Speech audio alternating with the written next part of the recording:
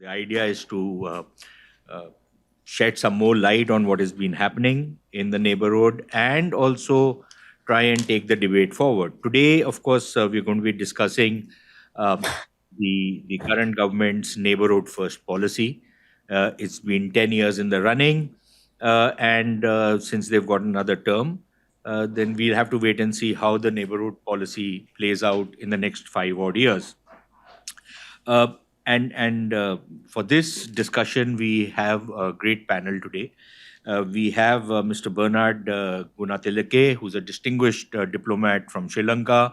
He's a former foreign secretary and currently chairman of the Pathfinder Foundation, a foundation with which we at ORF have dealt with in the past and hope to deal with even more fruitfully in the future. We have Professor Vijay Karna, who's former ambassador to Denmark. He's currently a professor of political science at the Tribhuvan University. We have Dr. Nisha Taneja, a distinguished economist. She's currently professor at ICRIAR, which has a very complicated this thing, but it's Indian Council for Research on International Economic Relations.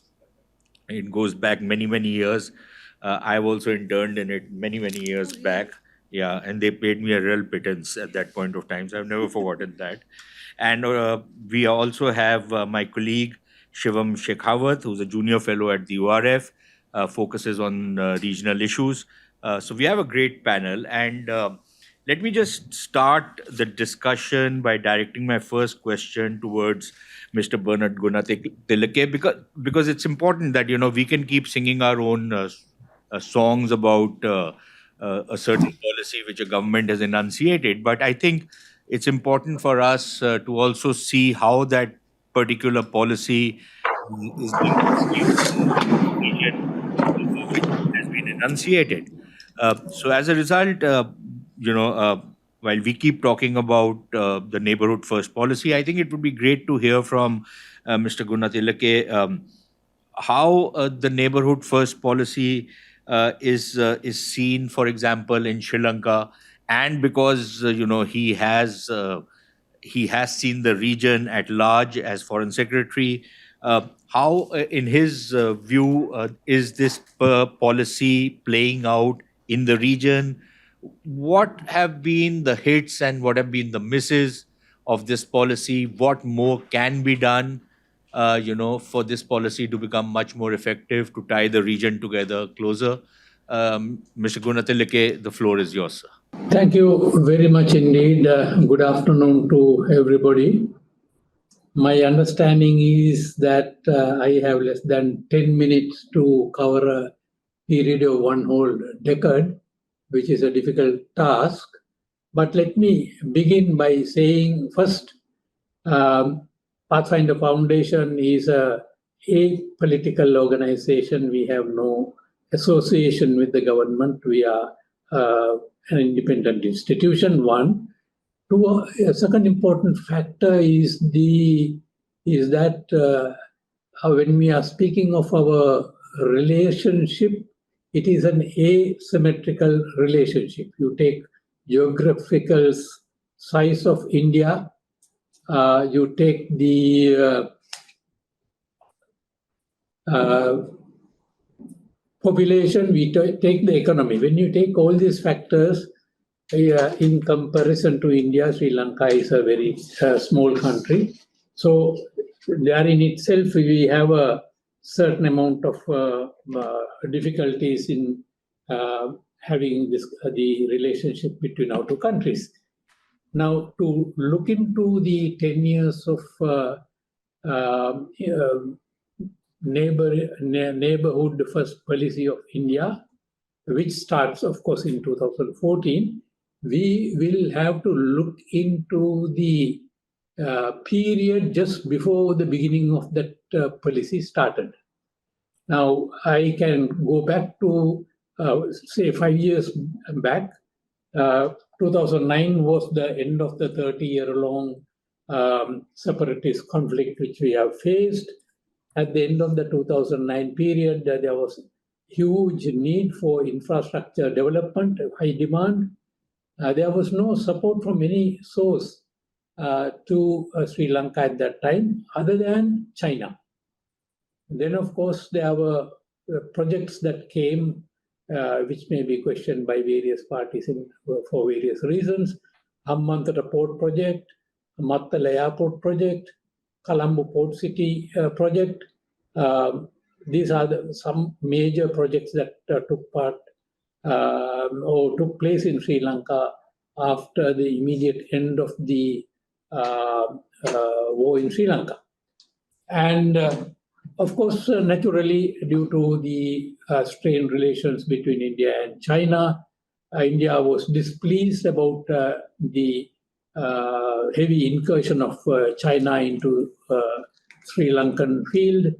There were also displeasure on the part of India with regard to Sri Lanka's management of the ethnic relations. As a result, there was boycott of Commonwealth Summit by the Indian Prime Minister, and India decides to vote with the West in Geneva around that time, 2013. So basically speaking, preoccupation of the West was human rights concerns. So far as India was concerned, it was China and Sri Lanka relations. And so far as Sri Lanka was concerned, most important factor was the economic development after 30 years of destructive war. So that was the background for this kind of relationship.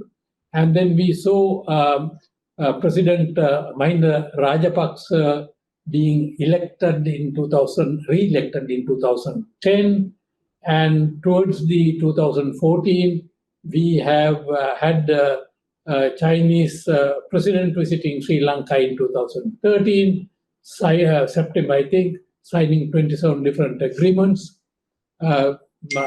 President Rajapaksa extends full support to BRI, at that time it was called OBUR. Then there was an agreement to sign the Port City development project, which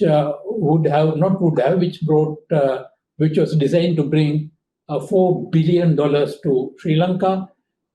Then, of course, there were other developments taking place, like a Chinese submarine docking in Colombo Harbor, about which there were a lot of discussions and newspaper reports, both in Sri Lanka as well as mostly in India. So then comes 2015, presidential elections take place, and President Rajapaksa loses the election. So there were allegations, there were suspicions that there was foreign involvement involved in that particular election. But of course, we all know that when election takes place in Sri Lanka, maybe it must be the case in other countries as well, there is influx of resources coming from foreign governments seeking to support one candidate or the other. And then, of course, we had this Yahapalana government that followed Mahinda Rajapaksa presidency with President Sirisena as president and Prime Minister Wickremesinghe. And then what happened? The new government immediately stopped all developments with China, development projects, I mean, with China. And of course, naturally, China was very much annoyed. And then Colombo waited for 6 months, 12 months, 18 months, expecting the other sides, that is the West or even India, coming out with projects which were urgently needed in Sri Lanka to take place. And unfortunately, for nearly 18 months, nothing happened, and Sri Lanka was basically looking around what to do next. And what happened then, of course, Colombo had to go back to Beijing, practically on its knees, and that caused so much of concern in India and also in the West. So then what happens? Colombo Port City, Hambantota Port becomes active once again because those agreements were renegotiated. And then 2019 comes, President Sirisena loses, and Prime Minister Vikram Singh loses. A bad defeat for Prime Minister Vikram Singh's political party. And once again, we had the return of Rajapaksas in 2019 and 2020, because 2019 was Gotabaya Rajapaksa becoming president. Election took place, parliamentary election took place in 2020, and Mahinda Rajapaksa this time comes as the Prime Minister. Then, of course, as you all know, there was a huge economic collapse due to bad policies of the government. Then there were huge demonstrations going on for many months, and eventually President Gotabaya had to flee the country. Before that, he fires his own two brothers, Mahinda Rajapaksa and Basil Rajapaksa, from the positions of Prime Ministerial post and Finance Minister's post. And the unexpected happens. The Prime Minister Wickramasinghe, who was not elected at the previous parliamentary election, gets appointed as Prime Minister. Then soon after President leaving the country, he was appointed as President. So once again, we had a total change in the political system, with which, of course, Sri Lanka had to face an economic crash. And economic crash, government refuses to go to IMF, government refuses to go for restructuring of the debt, but they were unable to manage the situation. Then eventually, by April 2022, bankruptcy was declared by the government, by which time they had about $83 billion domestic and foreign debt. And then, of course, we had to reach out to IMF, and when we went to Paris Club, restructuring process started, and it was around that time Sri Lankan difficult period was, during the difficult period, Sri Lanka was assisted by India to the tune of nearly $4 billion, much more than what we eventually got from IMF. And if that support did not come, it is difficult to say what would have happened to Sri Lanka. A more important factor is actually India also pleaded on behalf of Sri Lanka with the other Paris Club members. Eventually, matters came to some kind of a solution. Yesterday, Sri Lanka was able to sign the agreements for restructuring our loans. Moreover, during the same period, India was also quite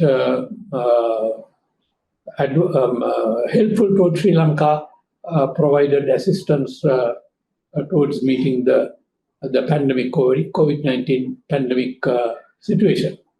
So that was the background to the relationship that we had with India. As I said, it was a relationship which was like a yo-yo. There were ups and downs between Sri Lanka and India, during which period we came to understand that security concerns of India were the primary reasons which India had in its mind, and India desires Sri Lanka to be in its orbit. Then there were, of course, confrontational kind of relationship we had for some time with India, beginning with 1970s. If you go back into the history, because Sri Lanka took a tilt towards the West, particularly the US, during that particular period, which was which was resented by India, to be quite frank. Then, of course, there was the situation where India supported armed finance and trained rebel groups in the 80s. There was a situation where we had a. So let us look at the next couple of years as we wanted. We will have presidential and parliamentary elections in the near future, in a couple of months' time, which will decide which way the government will go. Economic relationship with India is very important for us. There are proposals for connectivity, a power grid, oil pipelines, Trincomalee tank farm, renewable energy. So these are projects that have been signed about a year ago, last August, really. Then there is a need for economic integration between Sri Lanka and India if Sri Lanka were to move away from the current GDP development process. And of course, there are other issues like ethnic situation in the country we will have to address. Associated with that is the 13th Amendment. Then, of course, one other big issue Sri Lanka will have to deal in the coming months will be the fisheries issue. You may have heard what happened a couple of days ago here, where there was a confrontation between the Indian fishermen and the Navy personnel, and one Navy personnel got killed. So this is something that need to be addressed between now and the coming months. Okay, I will stop here and let us see whether there are any questions so that I can try to answer. Thank you. Thank you, sir. We'll have the questions later on. We'll just go through a round of questions from the moderator, and then we'll throw it open to the rest of the floor. But let me just turn to Professor Vijayakant Karna. Increasingly, we've seen a lot of people actually, and for wrong reasons, try and associate India's neighborhood first policy to what is often seen as the growing Chinese influence and interference, if I might say so, in the region. But that quite clearly is happening, but it's not as though the government's neighborhood first policy is aimed at China. I think it's more aimed at India and its immediate neighborhood. But from a Nepalese perspective, sir, we have, or at least there are reports of a lot of inroads that the Chinese have made inside Nepal, and how that is kind of driving a wedge between India and Nepal, the traditional relationship which has been there. There have been ups and downs, of course, even otherwise. But with the Chinese factor intervening, it becomes even more stark. How are you looking at the situation? And in your view, what is it that India needs to do more? And what is it that Nepal needs to do more for this policy to actually become much more successful than what it has been so far? Thank you. Thank you very much. Thank you for inviting me on this panel for discussing. Good afternoon to everyone. Sorry to just mention my not new, but introduction, that I'm no more with the Trivandrum University, and I'm working as a think tank called Center for Social Innovation and Foreign Policy at the moment, CESIF, in Kathmandu, where we have been working properly on Chinese engagement in Nepal. And there are several publications we have done in 6-7 years, infrastructure, media, and other different aspects of Chinese engagement in Nepal. So thank you. First, let me start that this decade, when I look at the India's-Nepal decade relationship, I found it's ups and downs. And it's not new for any country for 10 years. There is ups and downs in each country. Not new for me as an international relations student. This is a normal. But in some of the very important, the events, which look, Prime Minister Modi visited 5 times during 10 years, which is a unusual actually, which has never happened in the history between India and Nepal. And no Prime Minister of India visited 5 times in 10 years.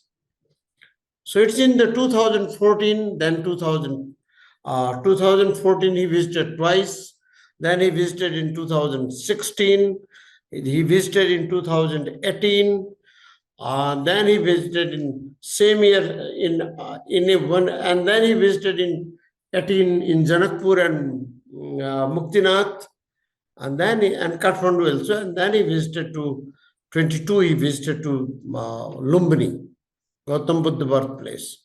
So this has an immense impact. But during all these 10 years, we have been facing little bit some most important thing happened. When Prime Minister Modi visited Nepal in 2014, it was almost a very much events like a joyous moment. He was widely received by the common people in the street of Kathmandu, wherever he went, people, and sometimes he get from his car and and met with the common people in different places of Kathmandu. But when he spoke in the first time, and that was the last, any foreign dignitaries spoke to our Constituent Assembly, and he was the only Prime Minister India who spoke and wide, and he spoke in Hindi, and it was almost, I recall that during his speech, almost 30 times our parliamentarians has a applause to him.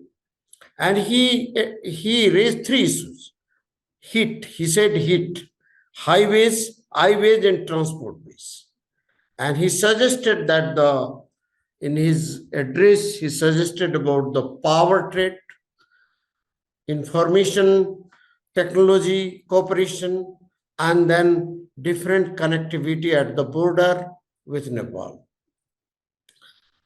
But, and yes, of course, this has been started, and it is still, there are some projects which has completed very successfully. And then in 2015, during the mega earthquake, India is one of the first countries to launch the initial risk and relief operation within hours of the quake under Operation Maitri. India's immediate response included development of relief, a rescue team under National Disaster Response Force, Indian Armed Forces, and immediate relief material, including food and all. And it was remarkable that almost all the provinces, states of the India's government sent food and every materials. And I recall that when Chief Minister Mamata Banerjee came all the way to the border, Bihar Chief Minister Nitish Kumar come to the Raksol and hand over about 35, and Chief Minister Akhilesh Yadav visited to our border in near Bhairava, and one time he handed over to our minister about 56 trucks of the material. So that was a very immense, and it was widely acknowledged by the common people of Nepal, and which was actually a very important help done by the India. But in 2015, there is another event which is creating what Mr. Sareen asked me the question on the Chinese engagement in Nepal and how China is working. So it was the 2015 when the constitutional process was almost completed. Then it was a bilateral relations has been getting down due to lot of political matter, and there was movement in Nepal and movement by the Madhesi people in Tarai, and which has created some sorts of disturbance in the border, which Nepalese political leaders turned to north.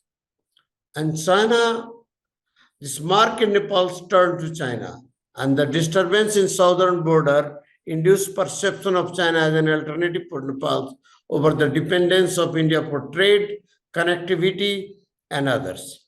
China also found this is an opportunity moment to make inroads in Nepal. Nepal signed an world trade with China, in October 2015, transit and transport agreement for third country transport 2016, subsequently signed MOU on Belt and Road Initiative in 2017.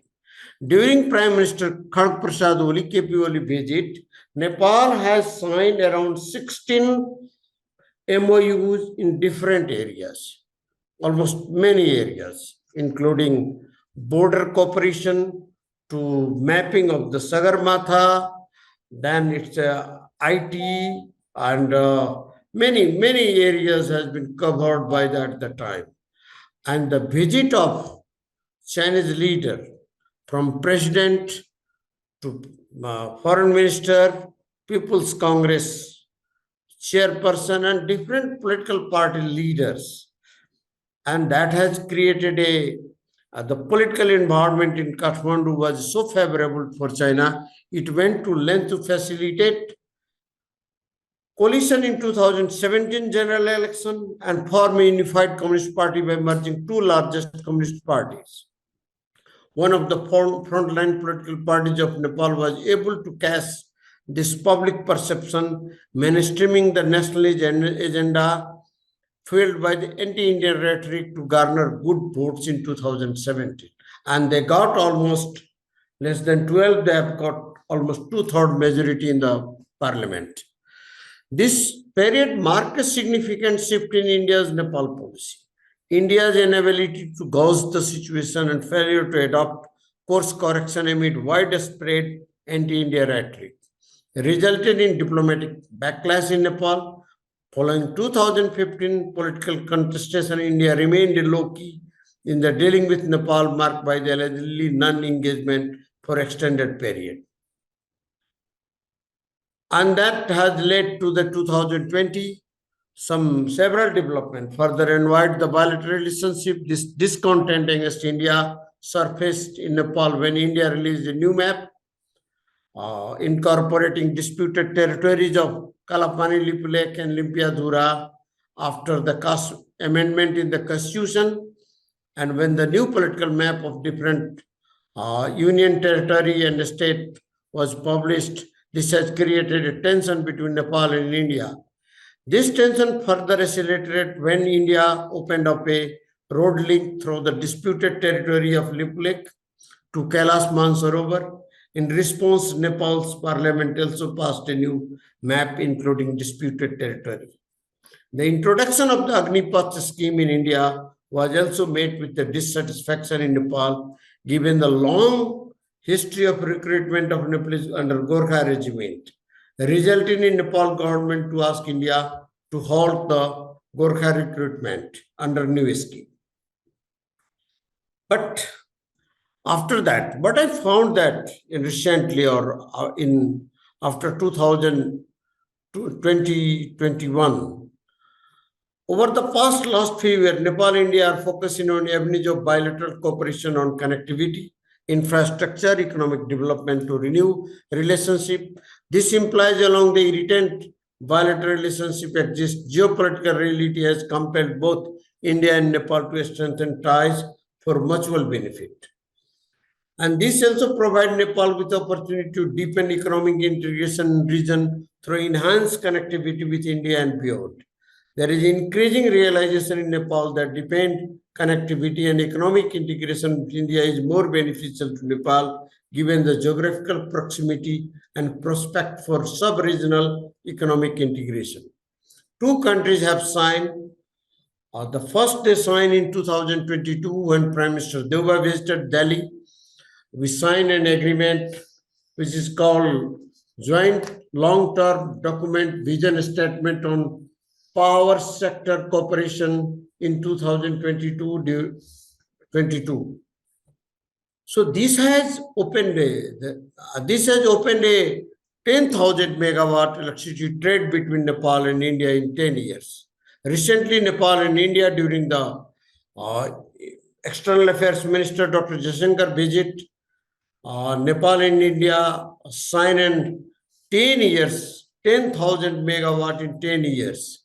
And the India has now signed several power projects like Arun 3rd, Lower Arun Hydroelectricity Project, Phuket Karnali, Seti 6, and many more. It is almost 5,000 megawatt, 4,800 capacity, and many more like the cross-border pipelines, railway links, ICPs in different border points of Nepal. Your question about the China. Chinese engagement started, it's a long time back, but during this time, China has been active in 2-3 areas. The first area is, Can I ask you a quick question on what you have said so far? yeah, please. Please. What is kind of interesting is that with all this various projects that you've outlined that are currently underway between India and China, and many of them do not impose the kind of debt burdens that Chinese projects tend to do.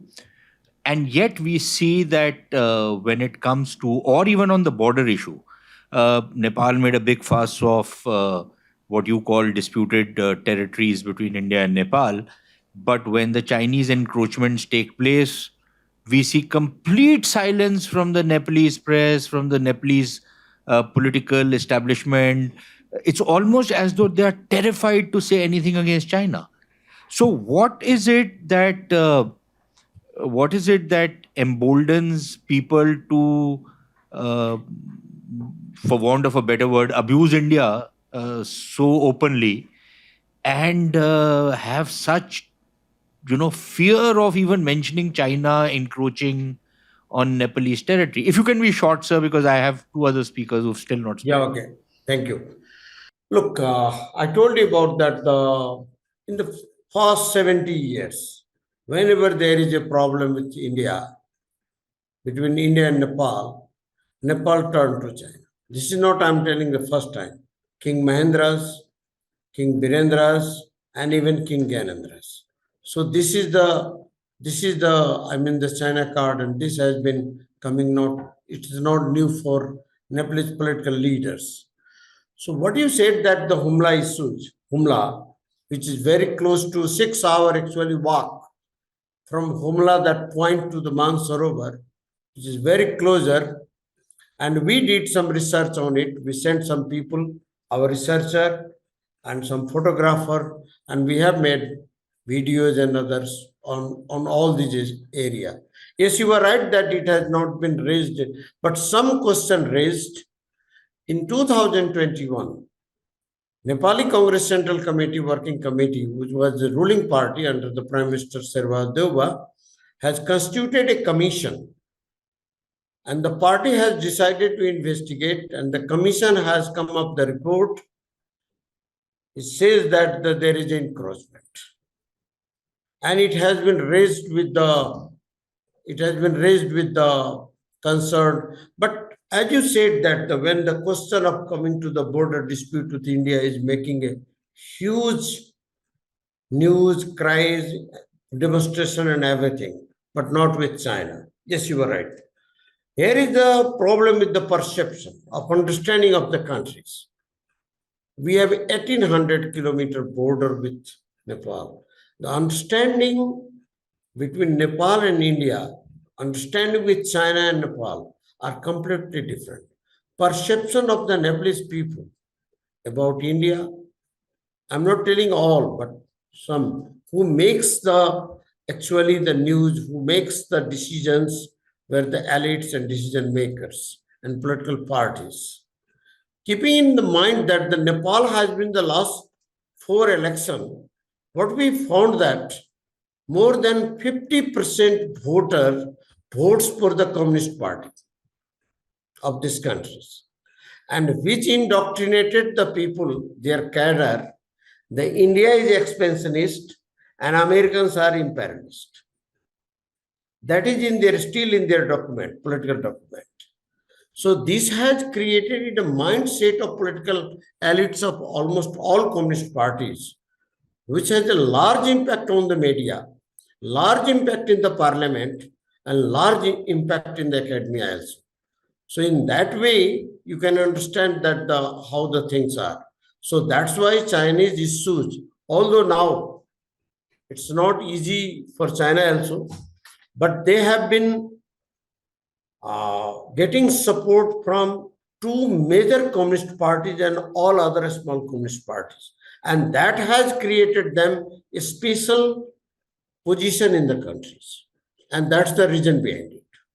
Dr. Taneja, I was going to turn to you, but I think you deal with more bread and butter stuffs, the real thing which matters. But my colleague Shivam deals with more political stuff. So let me just get that out of the way before I come to you. So Shivam, my question to you is that we've so far focused on the northern and the southern side of India's borders, India's neighbors. Uh, but there is a certain dichotomy which we notice in the neighborhood first policy, because in the neighborhood first policy, uh, we keep talking about other neighbors like Sri Lanka, Nepal, Bangladesh, Bhutan, uh, even Maldives for that matter.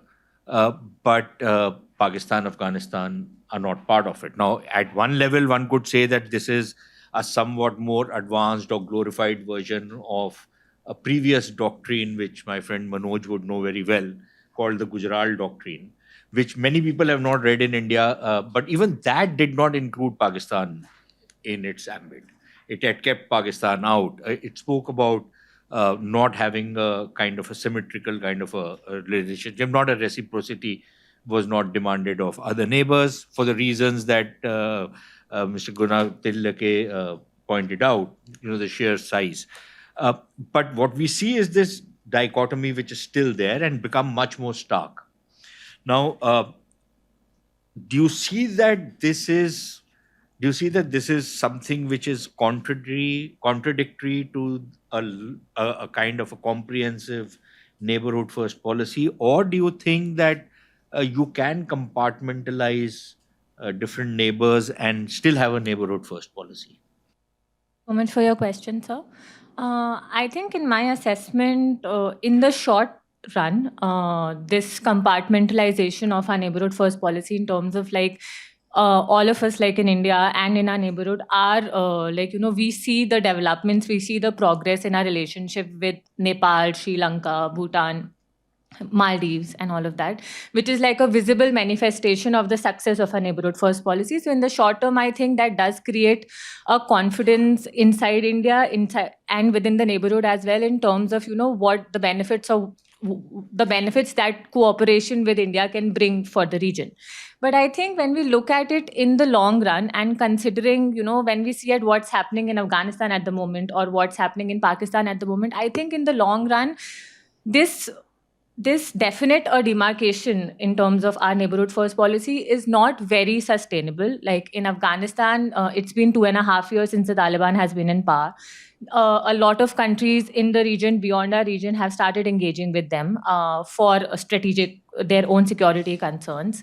The Taliban internally, they've kind of solidified their presence in the country, and they are also now in a position of relative influence as opposed to 2.5 years back, because they do have an understanding that countries are compelled to work with them at some level. So a lot of the pressure that they felt, maybe probably initially, in terms of that they had to give in to some of the demands from the international community, that has very much reduced. So I think they are at a much better position, irrespective of whether they do follow through on what the international community expects from them. So I think and there are reports about the resurgence of Afghanistan as a terror haven. The Al Qaeda is already there. They have increased their presence. I think they're in 10 or 11 provinces. They've set up terror camps. They've set up work there are reports about there being some cooperation between the Al Qaeda and Taliban as well. The ISKP is also gaining ground, and even though the Taliban and ISKP are opposed to each other, the growing strength of ISKP inside Afghanistan is not a good news for the region as a whole. So I think all these developments, like I don't think a lot in the long term we can kind of look at this being a sustainable policy. And I think in terms of like the neighborhood first policy in the initial, I think in the Modi government's first term, like in 2014, there was some sort of reaching out, like some level of reaching out to Pakistan that we did. There were initially, like in 2015, initiatives to kind of have talks at the NSA level or the FS level that didn't happen, but there was an intention to at least have them. Even in Afghanistan, 2014, I think there was initially India feared about its India feared about its infrastructure in the country, but India was anyway continuing with its development assistance and its intention to kind of stabilize the country. But I think as we moved along, like in the decade, and I think in the second half of the decade, the situation got a lot more difficult than what we had deemed. And I think especially in the case of Afghanistan, while our influence in terms of helping them, in the development and humanitarian aspect was very much there, is very much appreciated, and it's something that India should continue with. But I think on the security front, there was something that, that we were lacking in some aspect, which is why when the fall of Kabul actually happened in 2021, India's initial policy was very ad hoc in terms of, we were just doing it as things started happening, which ideally shouldn't have happened.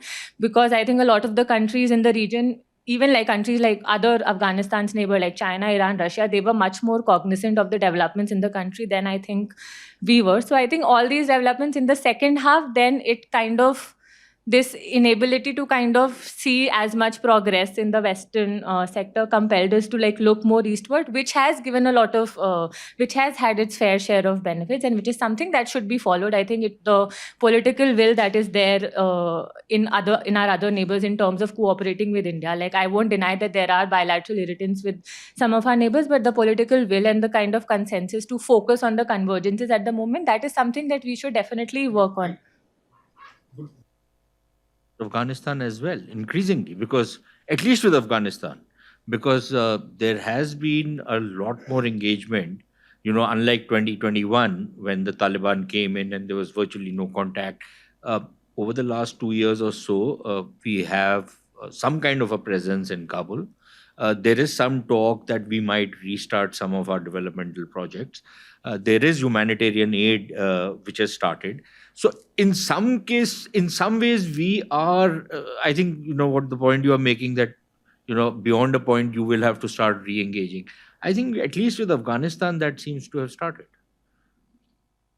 Yes, I agree. I mean, in terms of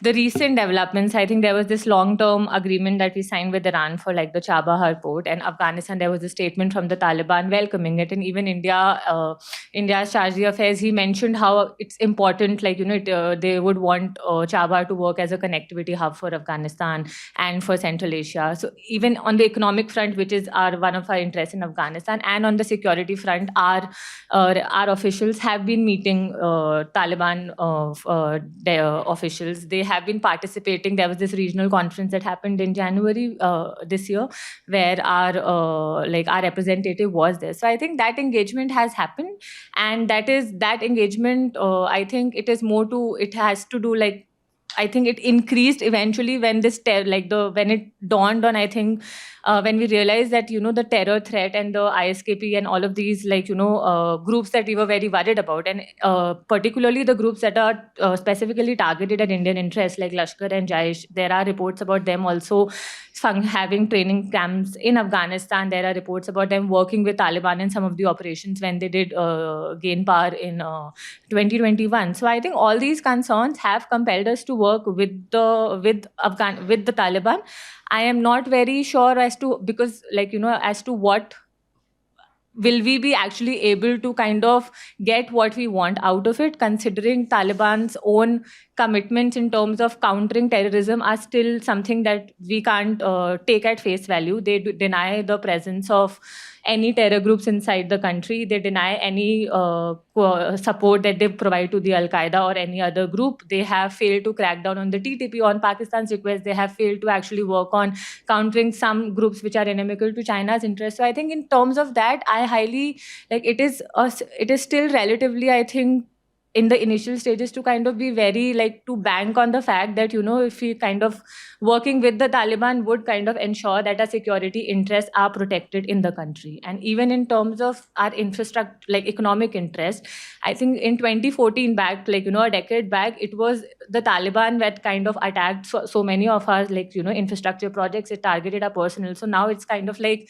the same concerns we have, but we're kind of now expecting, their support in terms of protecting them. And so I think with engagement with the Taliban, while it's happening, but it's a lot like, it's all up in the air in terms of what will we be actually able to get what we want out of it, and how then it will affect what's happening in Afghanistan currently. Professor Tanay, thank you so much for your patience, but I think the real bread and butter stuff is with you. Neighborhood first policy means different things to different people, but at the end of the day, it has to have some economic component. And that's where people like you come in. You've been working on this for many, many years now, on trade issues, on connectivity issues. Where do we stand insofar as neighborhood first policy is concerned on trade and connectivity issues? Because we see a lot of problems, and frankly, as somebody who's on the outside, just looking in, some of the trade issues that we crib about seem to be rather petty. At least, maybe I'm not entirely sure, but I'm putting it at you. But they don't make sense. Some of the objections that are put, they seem to be bureaucratic bloody-mindedness more than anything else. Some of the connectivity issues have serious security implications, viability issues with them. But that's the kind of stuff you do. So if you can give us some idea of where we stand, how far has the neighborhood first policy been successful in pushing ahead with trade and connectivity issues, that'll be great. Please. Shant, I was enjoying everybody else's comments so much, I forgot I was an economist. So, but, I will definitely start from where Shivam and you left, because we've stopped discussing the Western side, and it's not so quiet on the Western side, because it is important that we engage, and the economic indicators show that we are engaged. For instance, with Pakistan, for the first time, I think, our exports have almost doubled this year. And this is despite having the most restrictive trade regime ever, where Pakistan has banned all exports and imports from India, and India has imposed a 200% duty on all imports. And yet, I'm talking about only official trade. It's crossed $1 billion this year. Despite these restrictions, we are seeing these numbers. So this shows how interdependent India and Pakistan are economically. $1 billion is including indirect trade or just... This is only official trade. And this is only exports, because I don't think we are really importing anything, are we? Imports are very, very minuscule. And that's because of the 200% duty. But the interesting part is that because we have not put any restriction on exports are getting recorded officially. The only difference is that nothing is going through the land route. Everything is going through JNPT and other ports, which means that it's going at a huge transaction cost. So even then it's viable. That's why it's happening.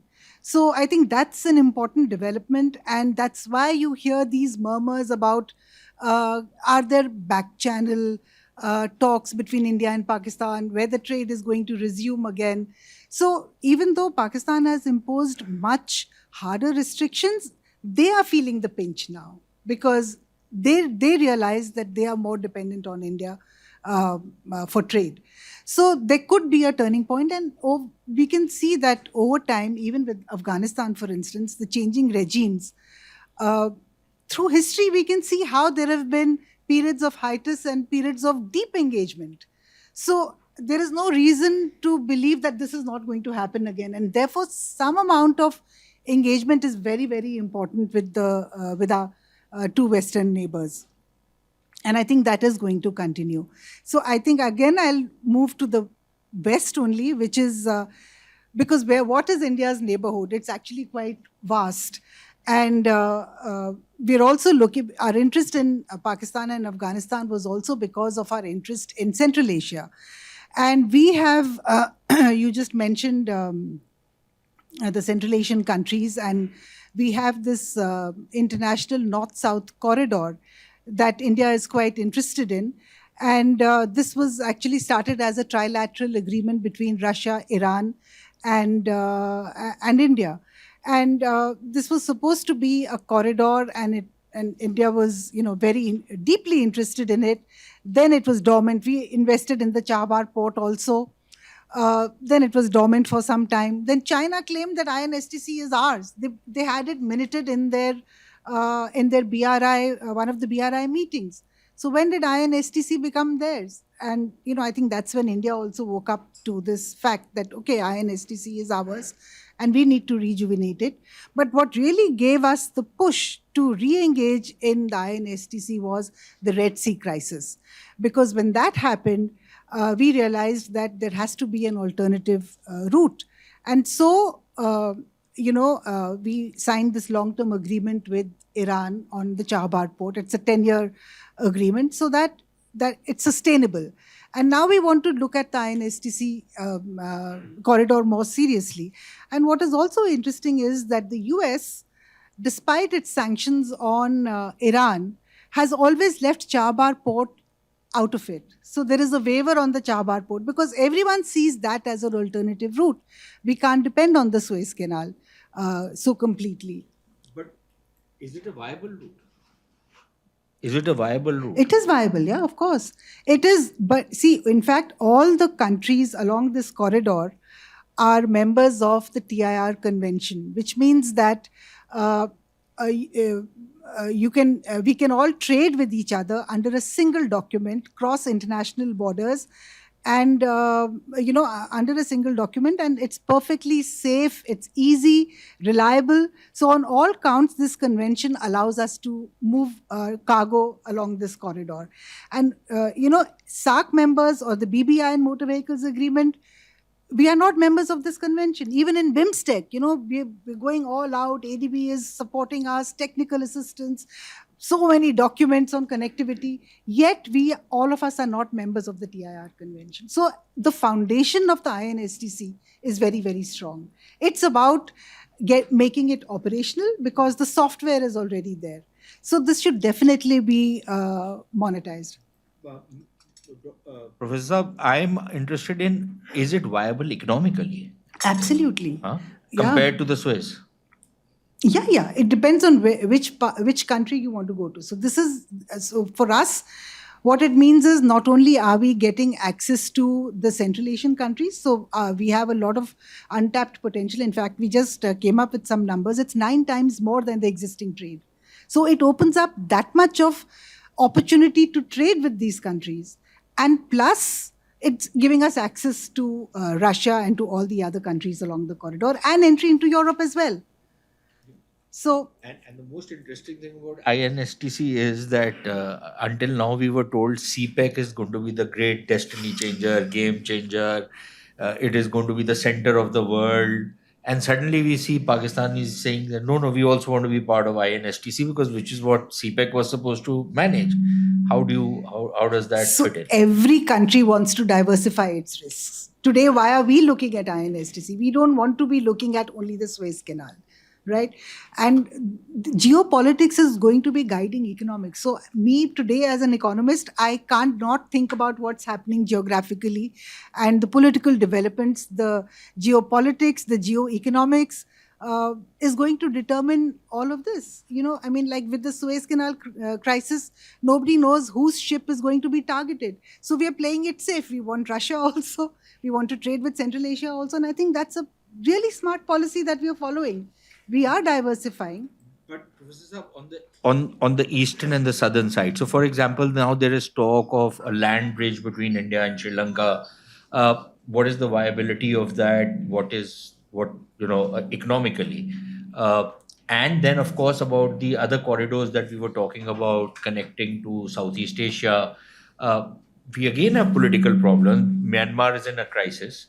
So where does if you are trying to take that highway, the trilateral highway, how does that work? So where has the connectivity projects really been successful?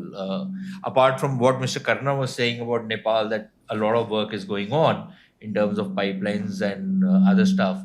But on the rest of it, uh, okay, with Bangladesh again, we've done something. Yeah, yeah. But otherwise, if you're going further to the east, has it worked so far? So it's about joining the dots.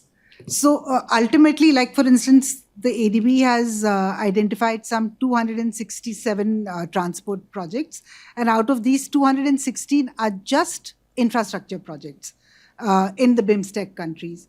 So, and they have done a deep assessment of where are the gaps, what are the impediments, how can they be bridged, what can be the financing mechanism.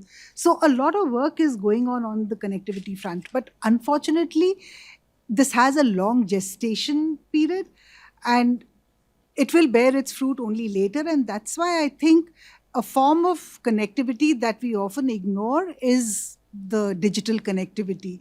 And I think that's what we should be really focusing on now. And in fact, India is bilaterally now getting into agreements with Bhutan, Sri Lanka, Thailand on, getting a coordinated interface so that we can have digital payments.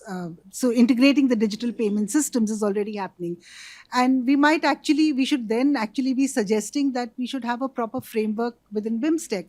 It's nowhere on the charter, nowhere on the work program, but if we look ahead, then this is where the future lies, and this is where we should be actually concentrating, whether it's e-commerce. So these are the new areas, and we're still stuck with the old issues, but there are newer issues which will deal with a lot of these things, and I think we need to look at that as well. Mr. Gunathilake, actually, I would want to throw the floor open, but let me just put one question each to Mr. Karna and Mr. Gunathilake. Mr. Gunathilake, for you first, sir.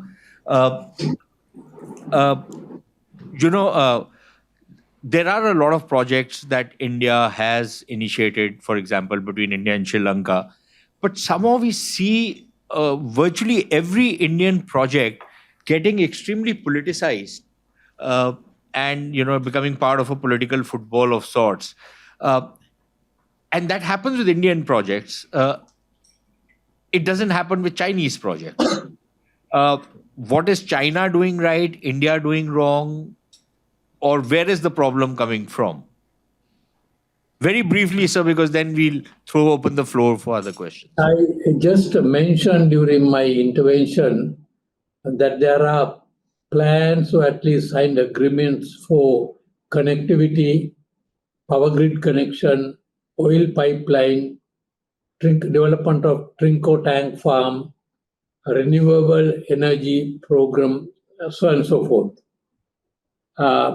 Now, just to take, for example, the renewable energy program with Mr. Adani's involvement, there have been problems against the project for technical reasons. There are allegations that the environmental examinations were not done right. There are allegations that the price negotiated was highly expensive so far as the supply of power per unit is concerned, like 8.4 cents, whereas other power projects it is less than 4 cents. US I'm talking about. So there are various kind of allegations, and also there is an allegation that it was considered to be a government-to-government project, whereas it was not. So sometimes when we try to find shortcuts, it is easier to, hoping that it will be easier to get through, we then get involved with processes. So following due process is a very important factor because we will assume, for example, the the power project of Adani. Why is it meeting with objections? we'll have to understand who are bringing these kind of objections for what reasons. Then, for example, but last week there was a protest by Cardinal who was expressing his opposition to the land route between Rameshwaram and Talivana. And he gives his own reasons. So the important factor is there is a need for people to be educated before these agreements are signed and sealed so that there is a proper appreciation. Now, with regard to this road project, Sri Lanka suffers from this island mentality that we are separate, we should not be connected or whatever it is. That has been the case, for example, if you go back to 1970s in the United Kingdom, the digging of the Channel Tunnel connecting France and UK. There were a lot of protests from the part of the citizens of UK. They used to say, over our dead body, we are an island, we should not be. So there are various factors that need to be addressed. In the case of the road, we need to educate the people with regard to the pros and cons, and having done that only we should proceed. Otherwise, midway we will come across of problems like what we are now facing with the renewable power project of Adani. Mr. Karna, very briefly again, sir, very short question. You mentioned something about, traditionally the China card has always been used against India, when there are problems between India and Nepal. Is there any instance of the India card being used against China when there are problems between Nepal and China? It's very interesting question. Yes, sometimes, not all the time. Last 10, 15 years, if you see the Chinese engagement in Nepal, it's a very huge.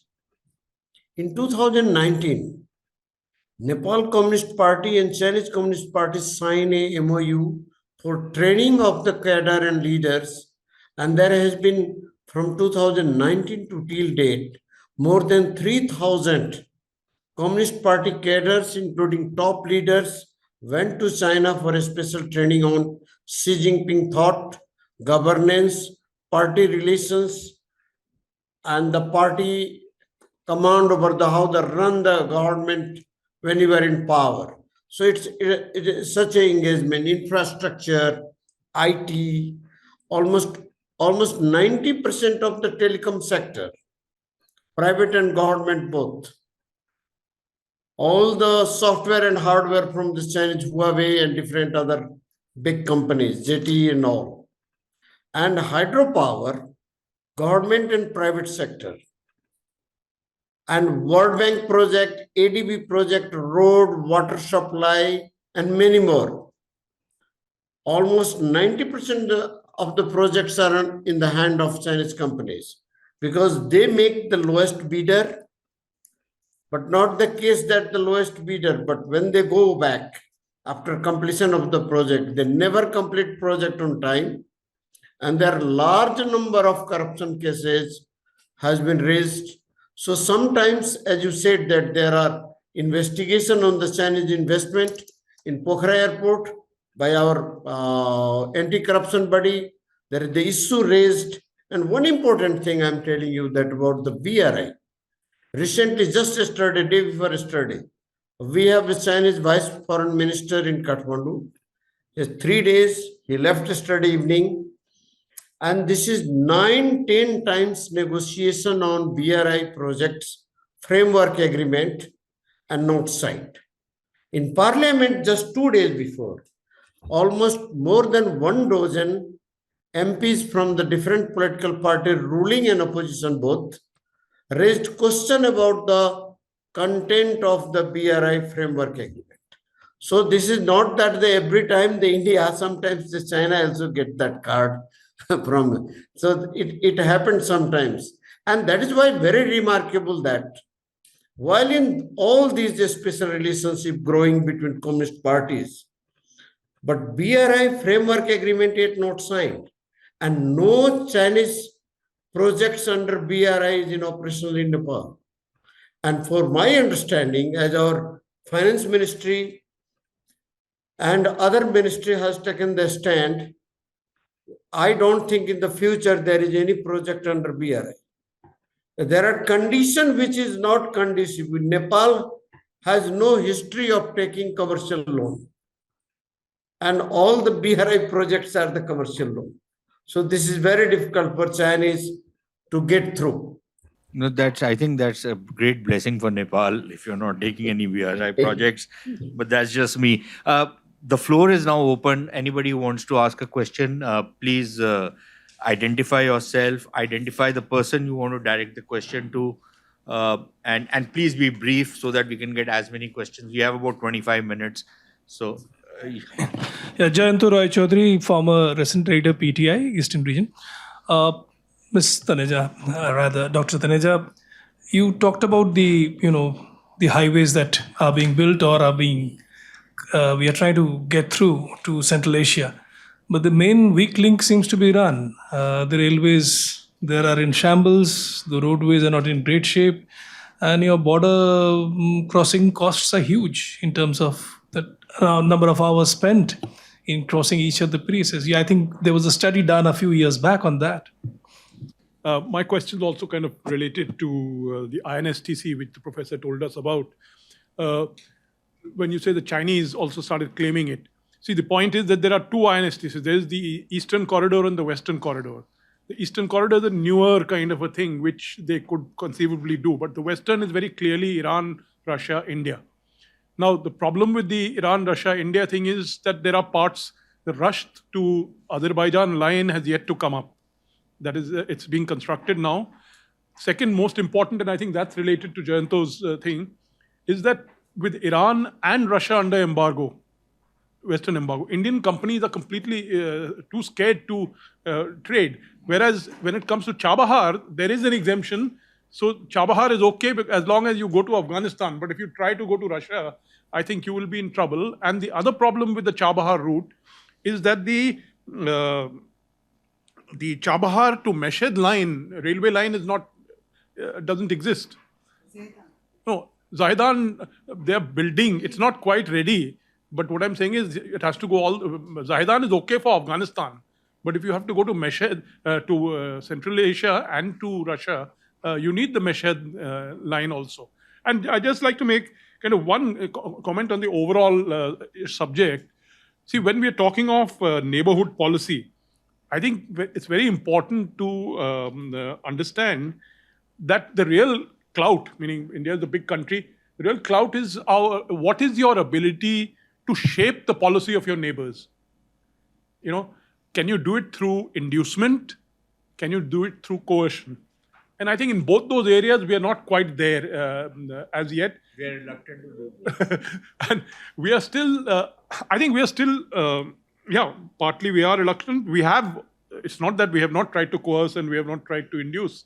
That is true. But it depends. And so far, what has happened is that we depend completely on who is the leader. Meaning, if Sheikh Hasina is there, we are happy. If Vikram Singh is there, we are okay. But if Rajpaksas come in, I'm not so sure. Of course, now in Maldives, we've seen a new development in Indian policy that Indians have taken it quite coolly. Meaning, Muizu came, he said all sorts of things, but the Indians took it quite coolly, and they have actually provided 50 million rollover for their budget this year. And Muizu therefore landed up right now for the swearing in. You see, so India has also learned its lessons in this policy. But most important for the neighborhood thing is geography. All our neighbors are are locked to India. Locked. I mean, you look at Nepal, you look at Bhutan, you look at Sri Lanka, you look at Maldives. So if we cannot take advantage of that, I think that's a problem. Please. Sir, you mentioned that there is a Chinese perception which is played whenever it comes to the India-Nepal relations. Chinese parties, the Nepalese parties, communist parties, they have got a favorable kind of perception towards China. But historically we know that the Nepalese communist parties, they were in fact funded, abetted in the past by the Indian agencies. So don't you think that the chickens have come to roost for India when it comes to the, in fact, larger policy dimensions? Good evening. My question to Dr. Taneja. My name is Rudraksh Neja, and I'm a researcher at Public Policy Research Foundation. So my question to Dr. Taneja is, we have recently released a $50 million treasury bill on a zero interest rate. And apart from that, there is 65% of Indian Exim loans which are yet to be disbursed to Maldives. So as Maldives is currently playing one country against another, and it's not choosing sides because Mr. Muizu has also realized that he cannot completely alienate India at this moment.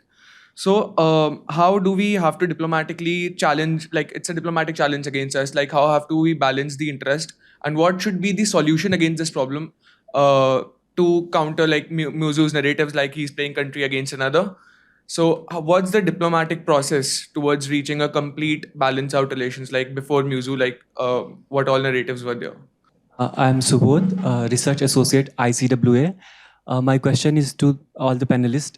I'm curious about, or I just wanted to know, after 2016, when the third joint working group of BBI held in Dhaka, there is no other joint working group meetings happened till now. And since BBI has been focusing on MVA, rail, transportation connectivity, I also would like to ask, is there any possibility of multilateral water resource management within this BBI region? Kindly, thank you. My name is Steve. Social media has democratized foreign policy today, and mass opinion has its own impact on foreign policy today. And political parties ultimately has to toe to the mass opinion. So do you think India is doing enough on the policy front, but it is not doing enough on the shaping the public perception in the neighboring nations? Do you think that is the reason we see this anti-India protest in Maldives or be it in Sri Lanka? My questions to Vijay sir. And my name is Vaibhav. I am master's student in the university. My question is, sir, we see in past a difference between Soviet communist and Chinese communist, ideological difference and intellect difference. Is there any intellect and ideological difference between Nepalese communist and Chinese communist, and in near future also? Is there a difference? So my question is more of a blanket question, and it seeks an opinion more than facts. But so you also talked about the Gujarat doctrine, and based on what I read, it earned India the tag of a big brother, adding to its centrality in the South Asian region as well. Cutting to 2008 when NFP was conceived, and 2014 when it was revamped, and now to 2024 when it has run its own course of evolution through the developmental projects or whatnot. What I'm curious to understand is, Big Brother a self-anointed brass tag that India carries with itself, or is there some actual weight behind it? I want to understand the perspective of its actual immediate neighbors, and I want to know that does a tag like this undermine the kind of equality neighbors seek with each other in the South Asian region? The question extends to the entire panel, of course, and yeah, that's what it is. Thank you. Mr. Karna, there are a couple of questions to you. On Indian communists versus Chinese communists and Nepalese communists versus Chinese communists. And then there was another one of chickens coming home to roost. You can answer those two, then I'll come to Dr. Taneja. One question about the perception, and communist parties were, the Indian agencies' involvement in managing Nepalese Communist Party. So look, first thing I will tell that Nepalese Communist Party has a long-term relations with the Indian Communist Party, CPIM and CPI. They have been meeting. There is a new type of relations between Nepalese Communist Party and Chinese Communist Party. There were never some training, some ideological course designed for Nepalese Communist by any Indian Communist parties. So that is different one. This is the new trends that has been started between Nepal and China. And after Xi Jinping, He started in 2017-18 this course designed where the top leaders almost and others. And every 2 weeks, we find that some delegation visiting Beijing from the Communist Party. So it's a unique one. Yesterday also there was a delegation by the Deputy General Secretary of the CPN UML who led to 30-member delegation.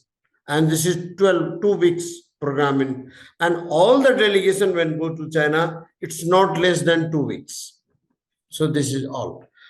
And then what you said that during the conflict, when the Nepalese Communist Party, Maoist Party started from 1996 to 2006, there was a government, political party, and different, including Ministry of Foreign Affairs of India, involved in facilitating between 7 political parties and Maoist.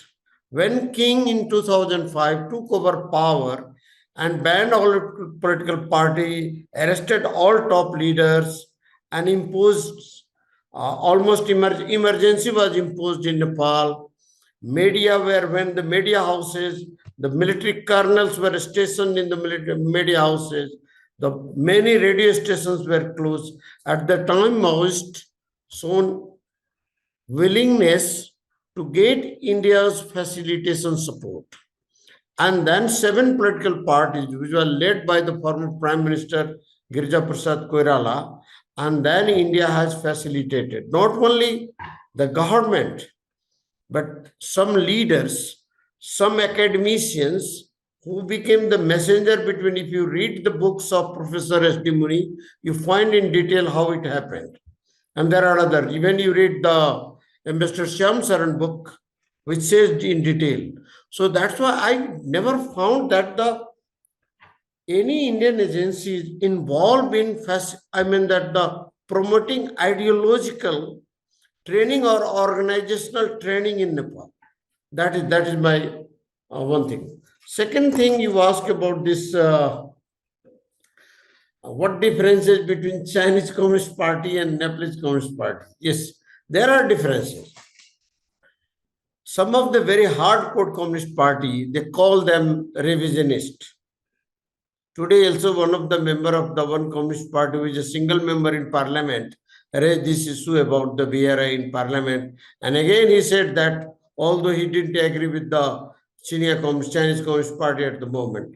So what I found the differences, that there are differences because the Nepalese Communist Party are running under the multi-party system, plural society, mixed economy, and all these are something like in India, where your communist parties are in some states, they are in power, they are in parliament and something like that. But the Chinese Communist Party and Nepalese, ideologically they are different. Their constitution are different. So it is what I found that these are the differences between the other.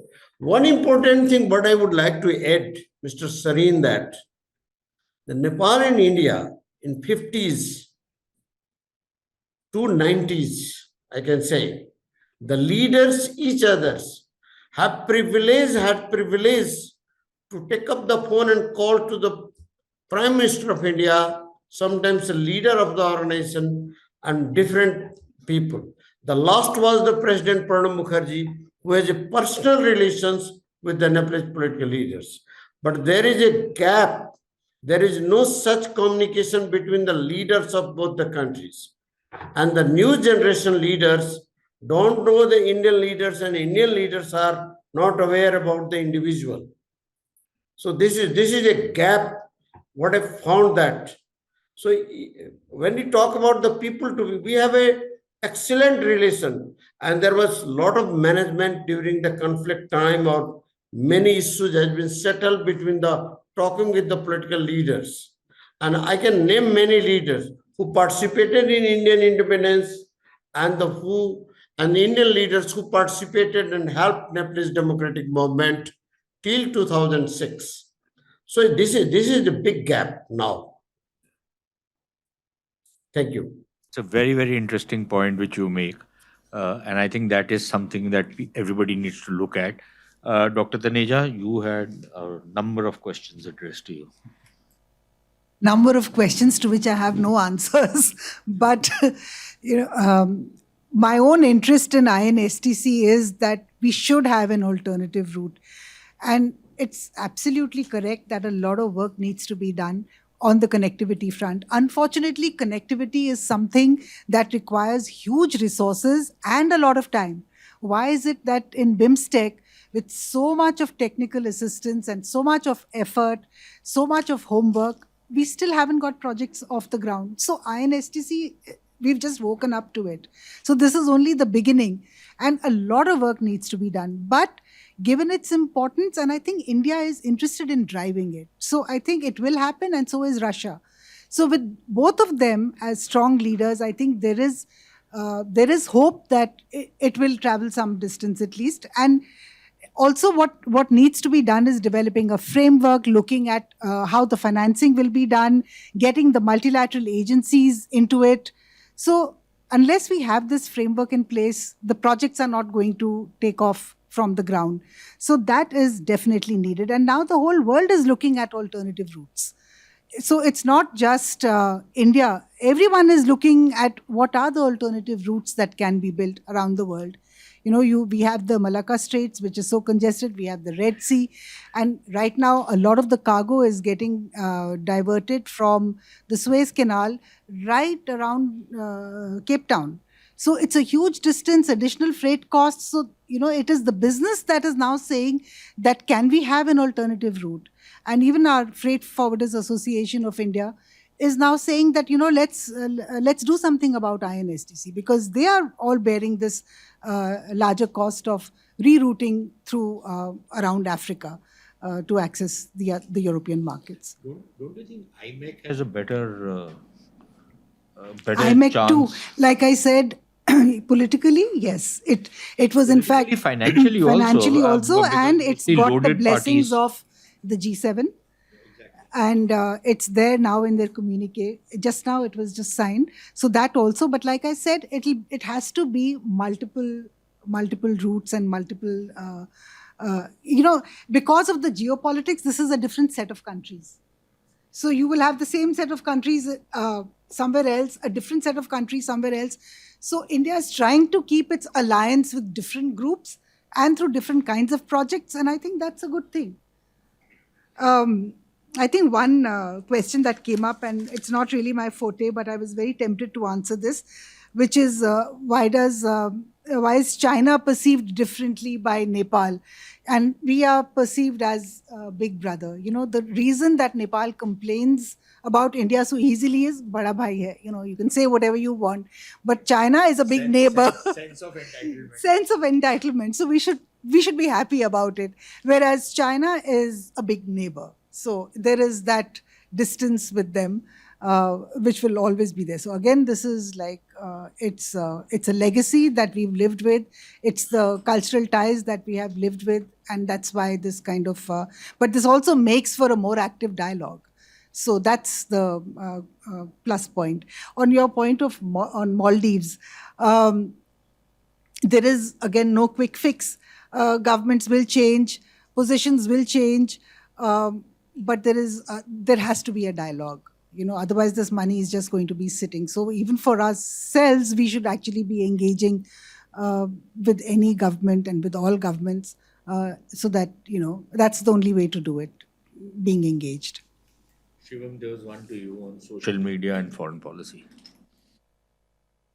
I'll just keep it brief. I completely agree. In the age of social media, it kind of gets very difficult how certain, recently I think there was this spat on Twitter, I think related to what between India and Maldives and some accounts. So I think considering the widespread use of social media, the potential of certain very sensitive issues being brought up in the public debate and without proper understanding of the sensitivities related to that, they can have, they do impact both sides negatively. So I think in terms of that, for us, like as countries should focus more on kind of ensuring that the public messaging towards like the other countries is very solid. It's very profound in terms of like assuaging any concerns about anything that comes up online. And in terms of how India is being perceived in the neighborhood, I do, this was something that we all discussed, how China is perceived differently and why there's like a more condemnation for India in certain respects. That element is there, but I think something like that we worked on last year with the survey, and we saw that India is perceived relatively positively in the neighborhood. I do agree that there's a very important need for us to also market, whatever we are doing in a much more, we can like maybe improve it in certain aspects, but I think there is a degree of positive perception that is something that works in India's favor.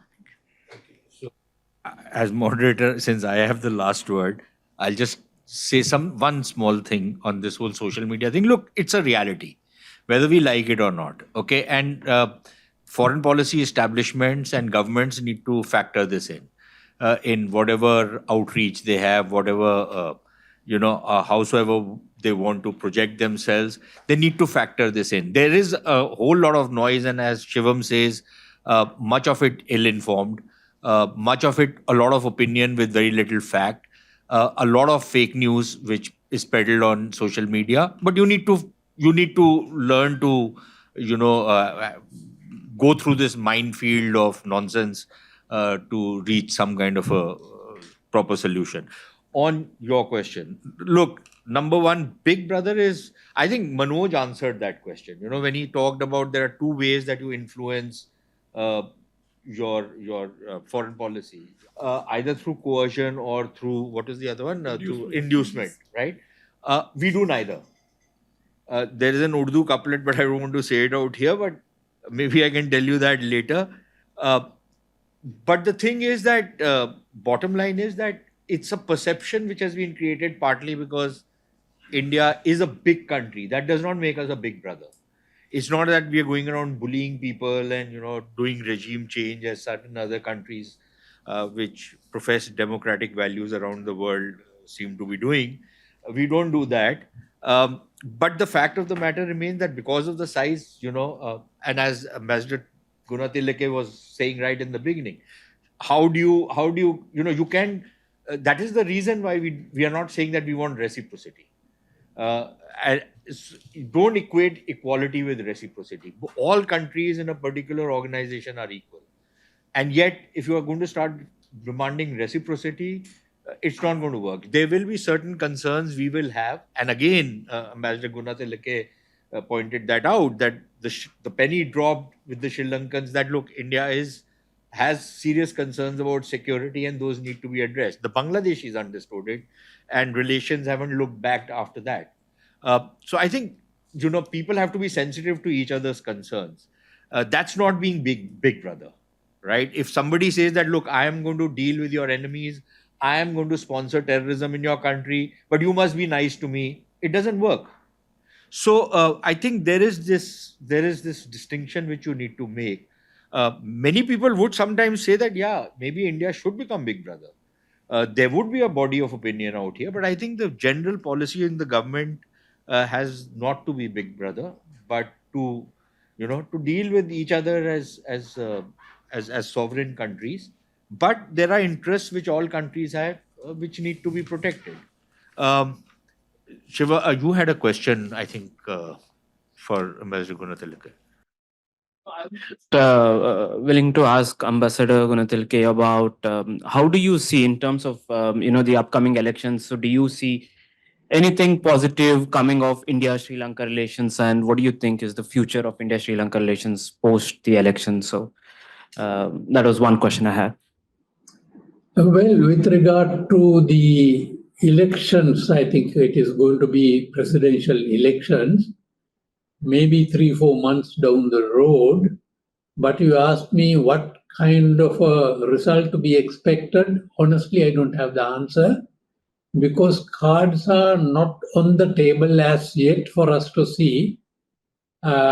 Simply, if the election were to be held tomorrow, I will not know whom to vote, because we don't see the candidates yet. We don't see their policies as yet. These things will get much more clearer closer to the dates. Now, with regard to the relationship with India, whatever the party that will come into power, whoever the candidate who will come into the party, will soon realize, if they have not already realized, that they will have to have very close relationship with India.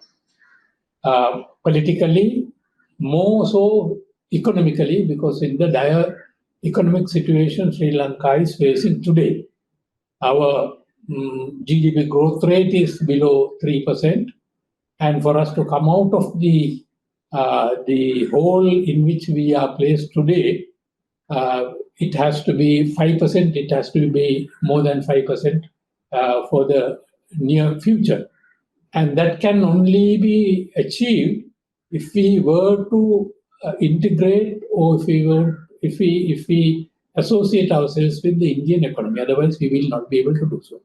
So, realistically and pragmatically looking, any candidate or any political party will have to realize that it will have to deal with India. But now, earlier there was a question with regard to why there are protests against India or Indian projects. I think there is a fear factor here. Once again, this asymmetric feeling what our people seem to be having. I'll give you one example. A couple of years ago, there was a proposal, India agreed to gift us X number of ambulances to start a free ambulance service. And you will not believe, there were opposition to that. Say, to the extent they said, well, Indian side will collect information about the statistic about the patients, so and so forth. But today, after several years of experience, today it is one of the most popular kind of service that India has provided, and Sri Lanka is finding it useful. So that initial fear factor, due to, as I said, asymmetrical kind of relationship, will be there. There is a proposal to start identity card system like what we have in India, and there is opposition thinking that this information will be taken away by India and used for various other purposes. But over a period of time, I presume the people will come to understand the usefulness of that kind of system. So this is one problem what we have. I always say it may be due to the fact the size of the country, island mentality, the fear factor, and of course various type of groups driving this kind of agenda against India, that will always be there.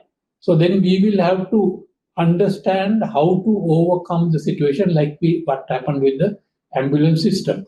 Earlier, there was a question as to why there is opposition to Indian projects here.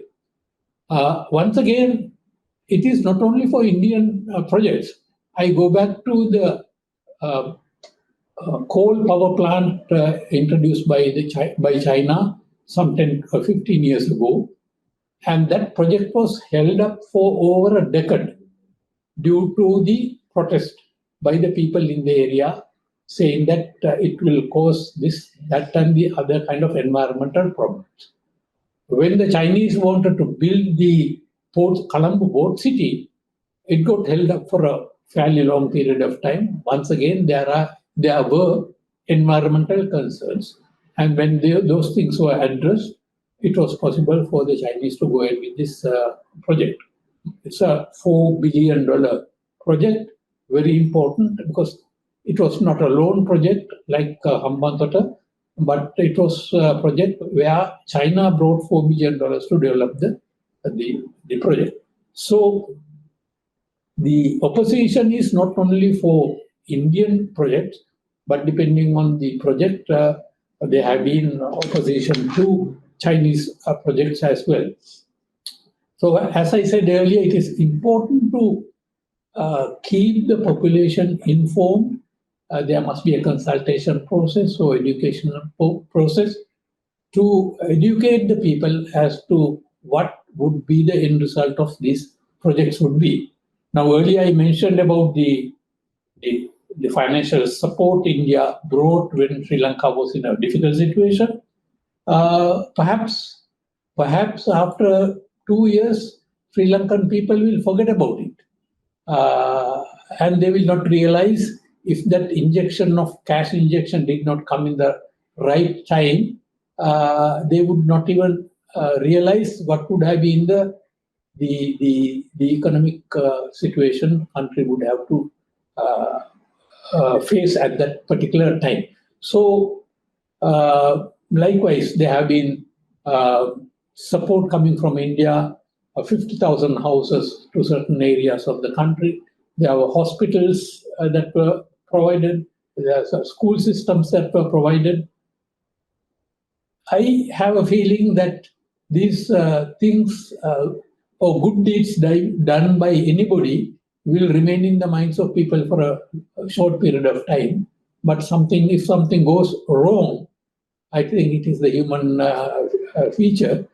Those things will be remembered for a long time to come, unlike the good deeds that have been done. So anyway, what is important is Sri Lankan, to answer the last question, whatever the government that will come into power, whoever the president who will come into power, will know that it is very important for them to work with India and particularly in the economic front to seek support and to seek integration with the Indian economy if we want to go forward. Thank you. Thank you, Ambassador Gunathilake. And I think Sri Lankans are a very pragmatic people. And I would tend to agree with Ambassador Gunathilake.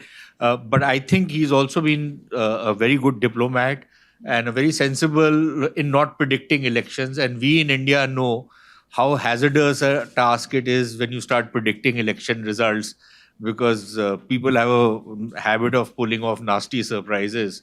So I think you've done the right thing, sir, by not projecting who's likely to win and who's not likely to win. But thank you a lot. Thanks a lot to both Mr. Karna, to you, Mr. Gunathilake, Dr. Taneja, Shivam and my colleague Aditya have put this thing together. They are the real pillars behind Neighbourhood Scope. So thank you both for getting this whole thing together. Thanks a lot. And we hope to do many more such interactions, and we hope to have you over again, sir. Thanks a lot.